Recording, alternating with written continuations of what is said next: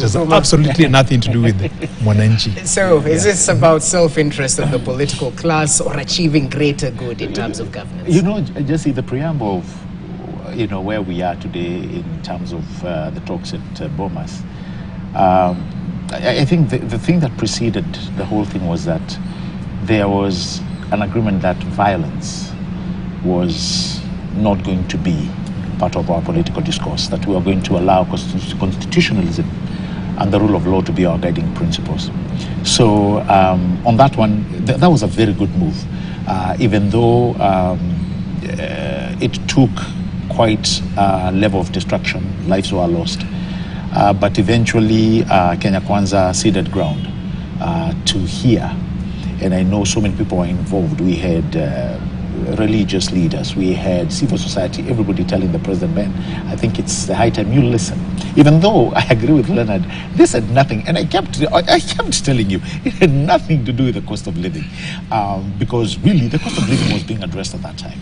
The very same people who are pushing for the cost of living were the same people, months removed, they were telling us to wache kubweka bweka. Same people, just a few months removed. So I told you from day one, it was not part of the regiment. But anyway, we pushed forward, and now we have, the 5 areas that are being discussed. The office of the leader of the opposition, that is something I think even the president himself spoke about during the campaign trail, and even before when he went to Chatham House. It is something that he really defined that this is something that he wanted. At the end of the day, the issue was not about balances. You also had the checks, and the government need to be kept in check. So that office was very important, and I'm liking the fact that he's now pushing it for it to be entrenched in the constitution. That's one good. That's one good thing. But coming to, I think, what I would not like to see, like Leonard has said, we have an election that happened nearly a year ago. To me, that was done and dusted. People may feel different, but at some point, Jesse, this constitution that we have, these electoral merits that we have, must allow for a loser. Must allow for a loser. And that is something we need to put in our back burner, that every time you go to an election, there's a winner and there's a loser. Just like we've seen in all other facets. The governor, the senator, members of parliament, many people lose. MCAs, they lose and they move on. I think it has come time that we need to be alive to the facts that when you lose an election, that's just what has happened.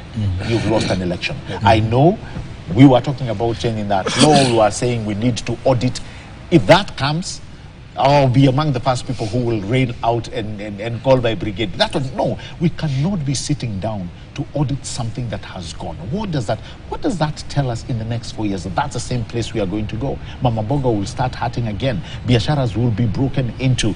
Lives will be lost. No, I think we have come to a place, and I like these discussions, where we agree that violence is not going to be part of our political discourse. The other thing which I think is of importance is, even after the ceding of ground, is that there is a hefty agreement that there's no joining government or nusu mkate, and that these talks are happening in, what is it, Italian or the French? There's something called the Obrima Fides. Utmost good faith. Oberima Fides, yes. Utmost good faith. Utmost good faith. I think they are happening on that banner. Right. Utmost good faith. And I believe if it's utmost good faith, let it be shown by both parties. Final comments around. He's spoken about 2 things that touch my heart. The first one is on BBI. For me,